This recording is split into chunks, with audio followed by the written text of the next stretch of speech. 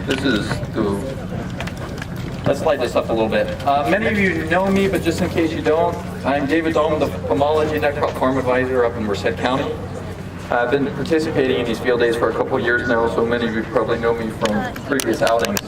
You know, I want to kind of revisit the thought of spray in the upper canopy, and I know people hate going slow, and this is my dream that we have fully autonomous spray rig that we won't even have to sit on it and do everything for you and drive as slow as we want it to go. But just to run the numbers for you guys to think about it, and there's a little bit of some playing on this, but going from 2.4 mile per hour to 1.8 mile per hour, Franz Niederholzer up in at Nichols Field Station demonstrated that you get about a 0.5% reduction in navel orangeworm damage in the top part of the tree. So if we assume, and this is a pretty safe assumption, that about 60% of our coverage is in that top part, which is above 12 feet, and we have a 3,000 pound crop, that's roughly 1,800 pounds of nuts that are in the top part of the tree. So a 0.5% damage, or reduction in damage, just to do a really quick run of the numbers, is 9 pounds per acre. 9 pounds times current prices, $3.50, is $32.50. It takes you about 35 minutes to go that distance slower across an acre. So I guess do the math. Are you paying somebody $78 an hour to spray your field? And think about it that way, that it actually, you save money by going slower if you're in a serious navel orangeworm area.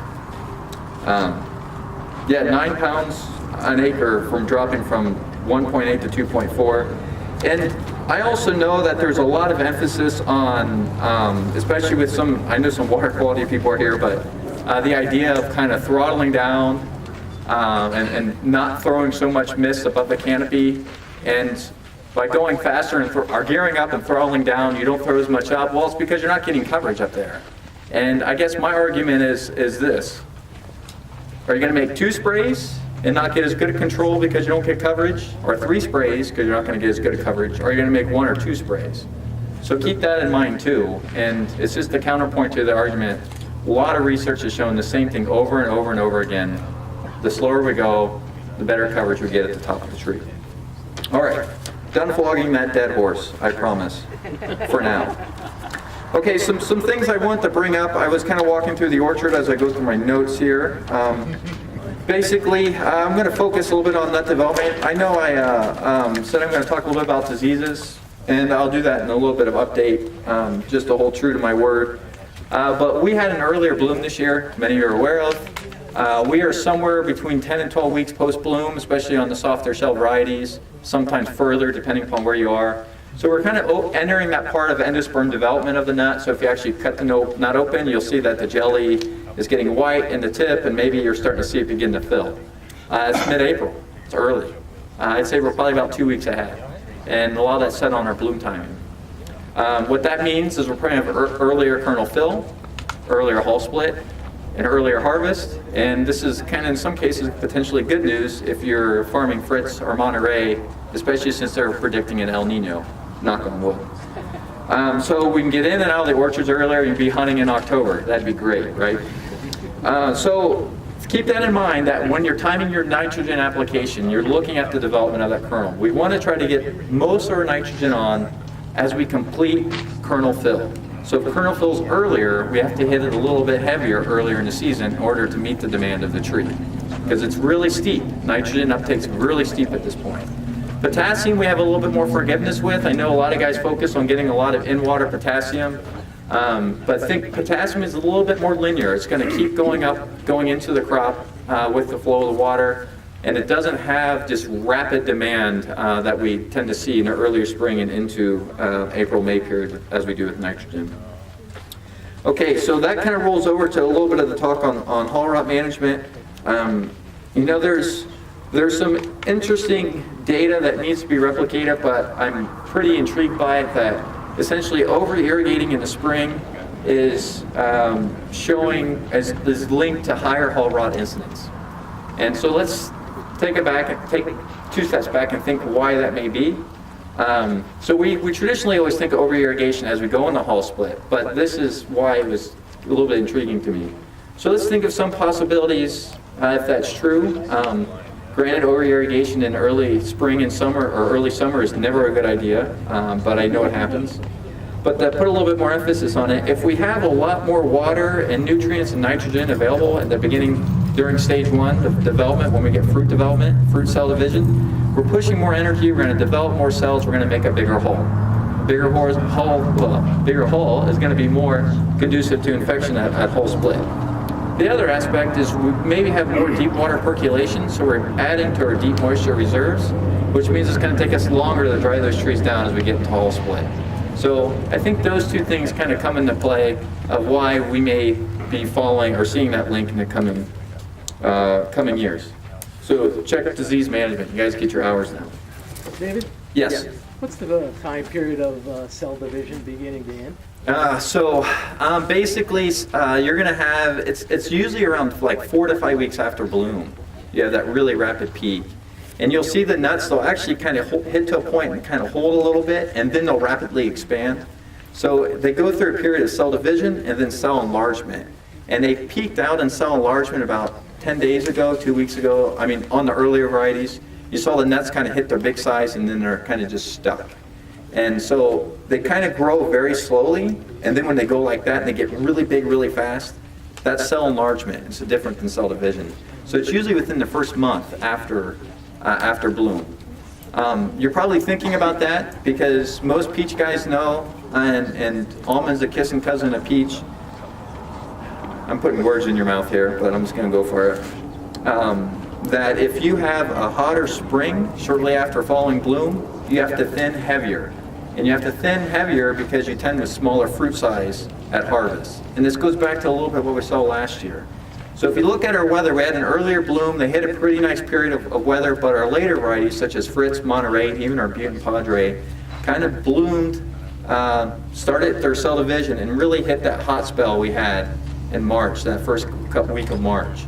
So I'm suspecting that we're going to see smaller nut size in those later blooming varieties because of the fact that when you have higher heat during cell division, the tree's rate of photosynthesis peaks out, doesn't go any higher, but as temperatures increase, the rate of respiration continues to go higher.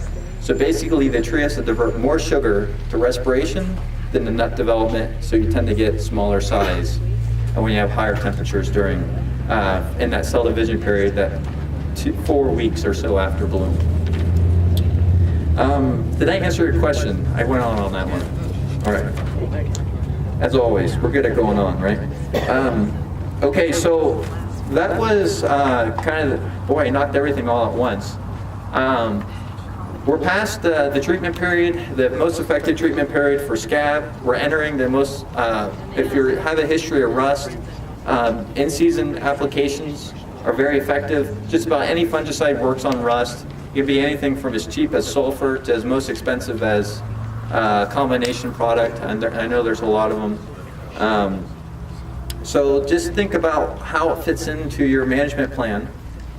The third aspect, I want to roll back to Walt's discussion on leaf-footed plant bug. We picked up a new disease in northern San Joaquin Valley. It's called bacterial spot of almond, and it looks almost identical to the symptoms you see from leaf-footed plant bug, except the gum that comes out is amber color.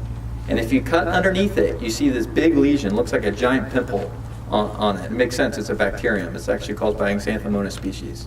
So you get this giant pimple underneath. So see amber coloring, it may not be leaf-footed plant bug, cut underneath to see. If it's leaf-footed plant bug, you'll see a small little stylet hole go all the way down through the hull. So keep that in mind when you're trying to differentiate those two. If you see it, call Garit. We need to know where you're picking it up. Don't worry, we're not going to take it any further, but we're working on trying to develop in-season management plans, but really you're going to be relying on dormant applications of copper to kind of knock it down. I'm getting a few people contacting me. Last year they contacted me because they saw it around northern Madera County. Told them to call Garit too. Anyway, so just to differentiate those 2 points, those 2 diseases. So we talked about rust, talked about hull rot, talked about bacterial spot. So now I thought what I would do is talk a little bit about what we're seeing in the field. Many of you, if you view Padre, might have saw these kind of tattered leaves or this shot hole-like appearance on the Padre. I have a better one in this pocket full of fun here. That's not it.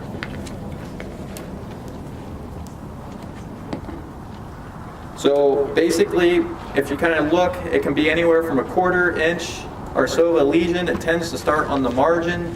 It looks a lot like shot hole, but this, why it's not shot holes, if you look on the underside of the lesion, if you look on the underside of the lesion, there is no fruiting body. So if it was shot hole, it would have 2 small specks on the underside of the leaf before that lesion fell out. It could be spray drift, herbicide drift. I'm not going to say it's not, but we've seen this across the entire San Joaquin Valley, and it looks to be, it has been cultured out to be Pseudomonas syringae, another bacterium. It's going to cause some minor leaf drop in your Padre. I wouldn't lose any sleep over it. We think it's due to that period we have high dews and warm temperatures, and kind of mid-March, around that mid-March period. The other thing I want to pull out is we're getting a lot of this early suture development on Padre. I'm getting a lot of questions about this, and I'm going to keep having a lot of questions about it because we don't really know what's going on. I think it's just the development of the nut. I don't know if this is going to be, Padre is just a wonderful variety all the way around, so when we start talking about shaking it, I don't know if this is going to actually split earlier, but with this early suture development, keep an eye on it. You may get an increase of, if it does start to rupture, it'll get picked up by navel orangeworm, and you may get some egg laying in that area. I got a bunch of those. What varieties are you seeing the sutures cracking? Mostly Padre.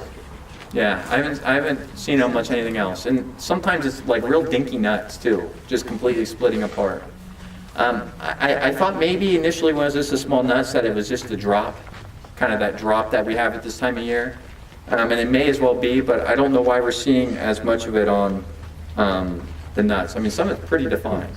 Yeah. So it might be the fact that we had really rapid cell enlargement. I don't know. Yeah. I'd say I'm seeing it Growing too everywhere fast. in Monterey, it's across the valley. Oh, you are? It's a lot. I think they're just growing. I don't think it's just an oddity. But thank you. Yeah, it's good to know. Growth is too fast. Probably. That's along what I was thinking. So I had I also had a nut to kind of give you guys an idea where we were. And this is going to be hard to see because I know I broke it, but basically, if you actually crack open the nut and look at it, you can see that we have completed our cell division on our fruit and our cell enlargement. So our nut is that size. We actually have our size of our kernels for the most part.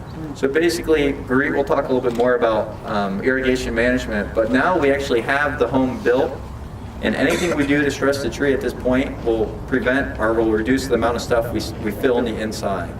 So if you come at the end of the year and you have a lot of kernel shrivel, normal sized kernels that are shriveled or textured, it's because you messed up on irrigation scheduling from this point forward. So put a lot of pressure on you guys. You can do it. If you actually pop open the shell, you can see we're still, at least in Butte Padre, you're starting to get a little bit firming of the jelly, but we're still mostly jelly throughout the nut. This is what we fill when this jelly completely turns white. That's when we consider it kernel fill. All right, got to go that way. And then finally, since we talked a little bit about nutrient management, I know a lot of you guys see stuff like this. Some varieties are more prone to it than others. But when I see this, doesn't mean it always is this, but I suspect boron. Boron or potassium deficiency. So if you have a lot of this kind of willowy look, it looks more like that when it's in your orchard. If you have this willowy look, why? And you're thinking, well, why does he think boron? Well, basically, if you don't have enough boron in the orchard, the flowers will not actually set. So you'll have the flower will open, you'll have pollination, but the pollen is not able to grow into the ovary and fertilize, so it falls off, and you get this little blank-looked wood. So the only way to really know about boron is pull a hull analysis, and basically you'll do that around harvest. If you haven't applied boron to your ground in a while, I would probably just start, and it's not in your well water. and make sure that's clearing that up, because you don't want to apply more boron if you're already importing it in your well water. Make sure you're looking probably somewhere around 10 to 20 pounds of solubor per acre, just as a nice in-season treatment. Post-harvest would be a little bit better, but it'll help remedy the situation.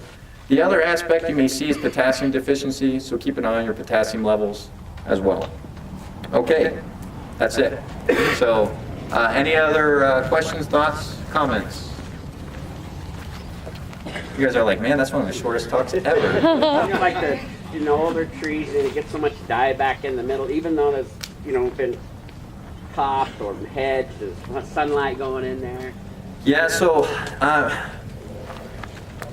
on dieback, branch dieback, I'm not going to say that diseases don't have any effect on that. I'm not going to say, because they probably do nip back at those branches because they're weaker, but I think the best way to think of branches on your tree is that they're semi-autonomous to the tree. They're relying on the tree for nutrients and water, but they're producing their own photosynthate, and they're dumping back the extra back into the tree, but for the most part, that branch has to pull its own weight. If a spur is not receiving at least 30 minutes of direct sunlight during the day, it's not going to produce enough sugar to even keep itself alive. And so I think what happens is you get these branches in the lower part of the canopy, they don't get enough sun, and the tree says, well, heck, you're not pulling your weight, get off the boat. We think that's kind of what's going on, is the tree's shutting it down. There's about a handful of hypotheses out there. We have one guy who is a forest pathologist, our forest specialist from Europe came over, and he looked at the lower limb dieback problem. He said, what are you worried about? He's like, I would expect this. And he thinks of almond orchards as essentially a cultured or a farmed forest. That's very European. That's actually, nut production goes under the forest crops over there. So, I think there's places that have concern. If it definitely looks like it's shade out, hopefully your crop's moving to the top of the tree, going up to that 60% number. If it looks like you're seeing lesions or gumming or branches that have plenty of sun that are just dying back, that's a different problem, and it should be looked at. And I would encourage you to call your farm advisor to come and take a look. Any other? Yes, sir. I know in certain crops molybdenum can be an issue. Is that ever true in almonds? I have no idea about molybdenum. I don't know. Yeah, I mean, it's hard to say. It's hard to say with a lot of micros. We know for sure on like zinc and boron, but once you start getting out to even copper and these really small trace amounts. Because boron's an issue, obviously. Yeah, that's a good point. Citrus, I know molybdenum can be. I've done tissue analysis and soil analysis. It is low. So I just kind of curious. Yeah, that's a good point. I don't know. Oh, one last thing. I know a lot of people pulled April sampling, but don't forget, you need to pull that mid-July sampling.